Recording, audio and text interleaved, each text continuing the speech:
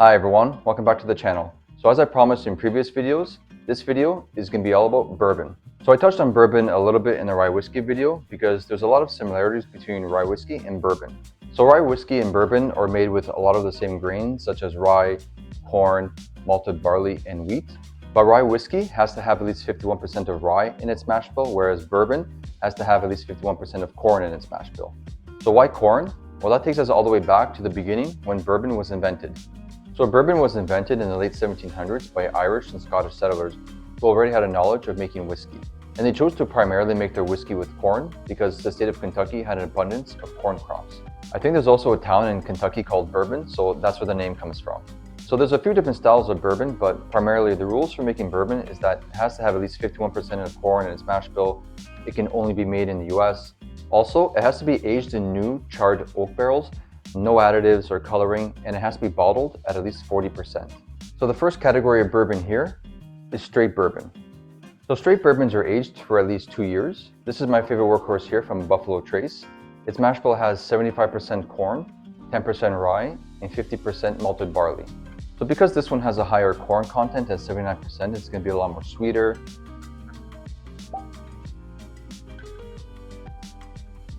Yeah, you're picking up on a lot of the sweetness from the corn in this one, but you also pick up on some of those barrel notes and some of the spice from the rye as well. So the next style of bourbon here is bottled in bond.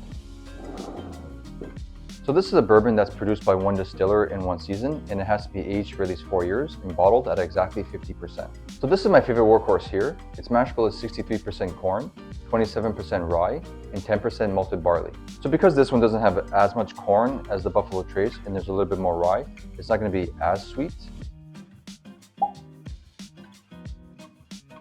Yeah, this one actually has a nicer flavor profile. It's not as sweet as the Buffalo Trace. You are getting a little bit of that rye spice.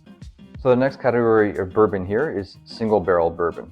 So this is a style of bourbon that only comes from one barrel as opposed to being blended from multiple barrels. This is my favorite workhorse here, Four Roses. Its mash bill is 60% corn, 35% rye, and 5% malted barley.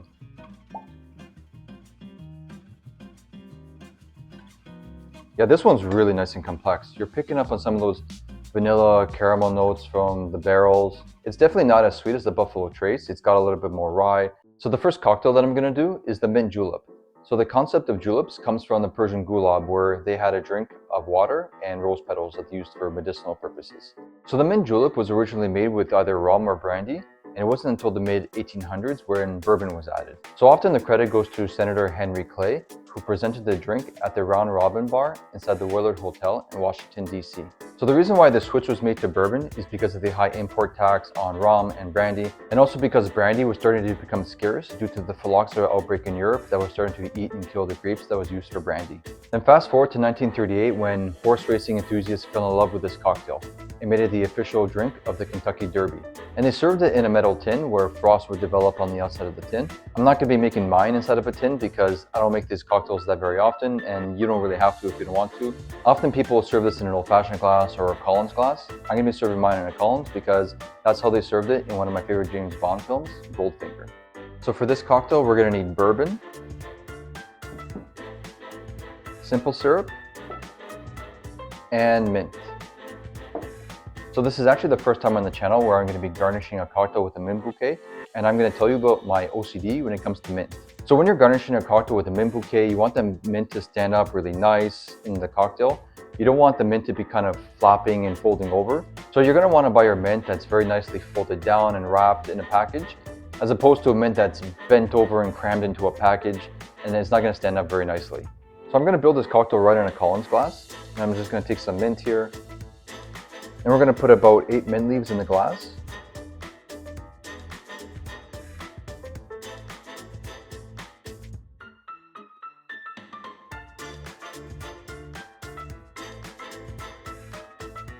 Then I'm going to add half an ounce of simple syrup.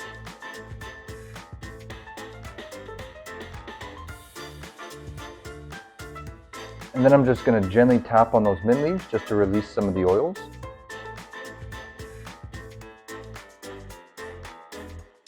Then I'm going to add 2 ounces of bourbon.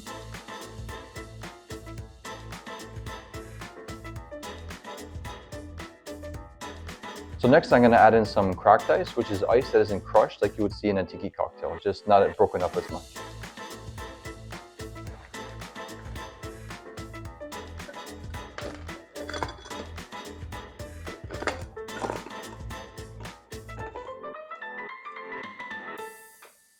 Then I'm just going to work that ice up and down.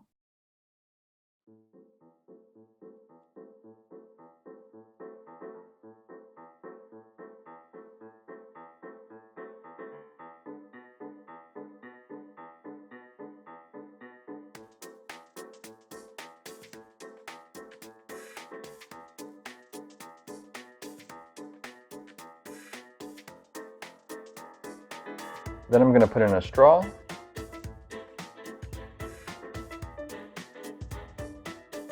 And top off with some more cracked ice. Garnish with the mint. Keep topping with ice. And there you have the mint julep.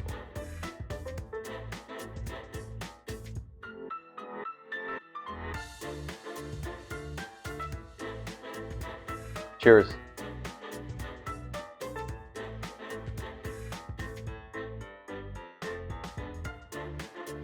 Yeah, that's a nice simple drink. It really showcases the bourbon. It's a little bit more complex with the mint flavor in there as well. For me, it's a little bit too sweet with the Buffalo Trace, so if you want to use the Four Roses or the Old Grandad, you get a little bit more of that rye content, not as sweet. I think it'd be a little bit more better.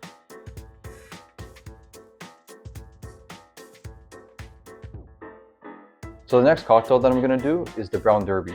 So this cocktail was invented around the early 1930s at the Vendome Club on Sunset Boulevard in Los Angeles. So even though this cocktail was invented at the Vendome Club, it was named after one of its competitor restaurants, the Brown Derby, which was a famous restaurant that was shaped like a hat.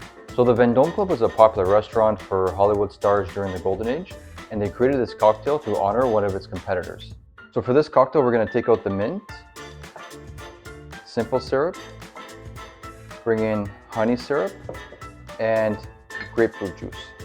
So we're going to start off with 1.5 ounces of bourbon.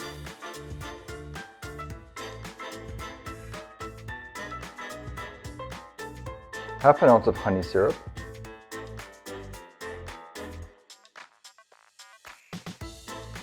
And 1 ounce of grapefruit juice.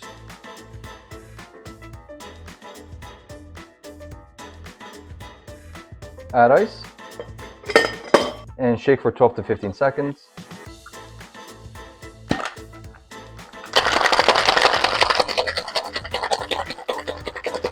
I'm also going to garnish this with a grapefruit peel.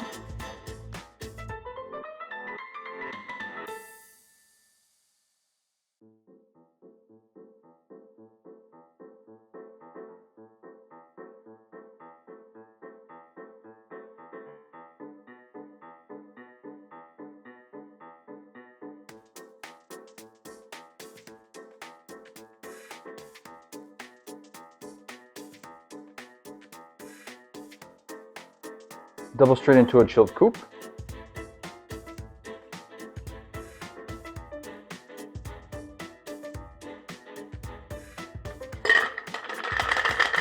Garnish with a grapefruit peel.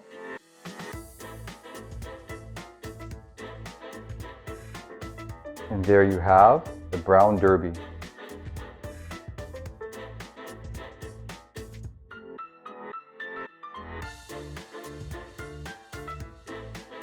Cheers.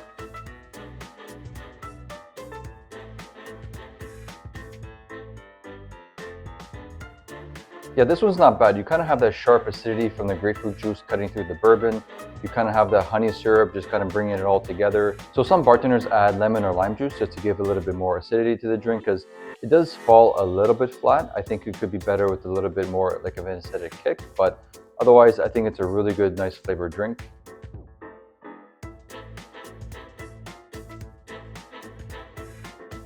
So the next cocktail that I'm going to do is the Last Flight. So this cocktail was invented back in 2018 by Callum Rickson at the Heidelberg Bar in Bath, England. So this cocktail hits a little bit close to home, but not really. So Callum invented this cocktail for a regular at the bar who was moving to Toronto. And he made this cocktail for him that was a riff on the last word and a paper plane. And the idea behind the ingredients is so that this can be a cocktail that can be made worldwide. So for this cocktail, I'm going to sub out the Buffalo Trace. for Four Roses. Take out the honey syrup, grapefruit juice, bring in Green Chartreuse, Aperol, and lemon juice. So the original bourbon used in this cocktail was Wild Turkey 101, but Four Roses is a really good substitute. So before I make the cocktail, I'm going to start off with the garnish. So the garnish for this cocktail calls for a paper plane. So I have an 8.5 by 11 paper that I cut into 2 1/4 to 2 3/4. So we're going to do a little bit of adult arts and crafts because I'm going to fold this into a paper plane.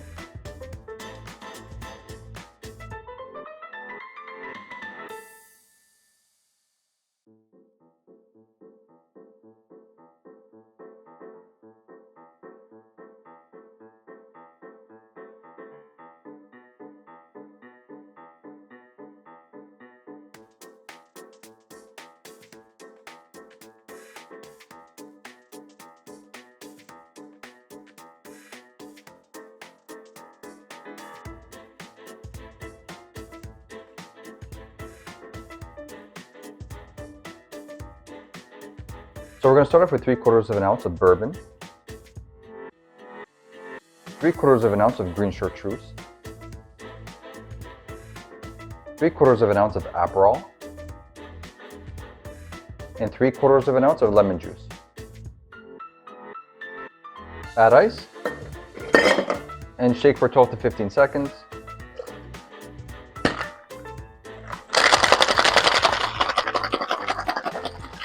Double strain into a chilled Nicanor glass.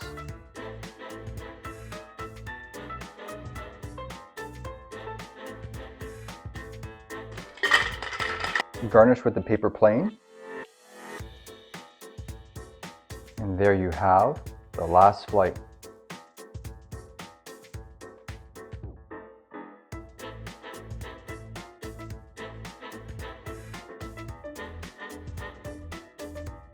Cheers.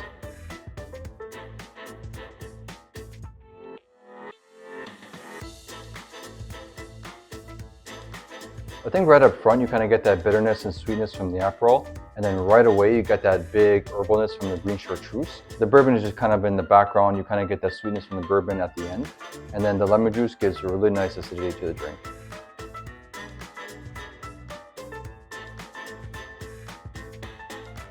Okay, so that's it for today. I hope you enjoyed the history on bourbon and on all the different styles. And you also have 3 different cocktails with bourbon. The mint julep is really nice and simple, really easy to make. The brown derby is really nice and light. I like the flavor from the grapefruit juice and the honey syrup. And also the last flight is really nice and complex from the Green Chartreuse and the Aperol. So you don't have to buy all of these bourbons, just pick the one that's really the best for you. Me personally, I like the Four Roses the most. I think it's really nice and complex. The Buffalo Trace, I think it's a little bit too sweet, but if that's your style, then go for it. I didn't use the old Grandad in the video, but it's really similar to the Four Roses, so you can give that one a try as well. I hope this video was as much fun for you as it was for me. Hit that like and subscribe button, follow me on Instagram for more recipes, and I'll see you in the next video. Cheers!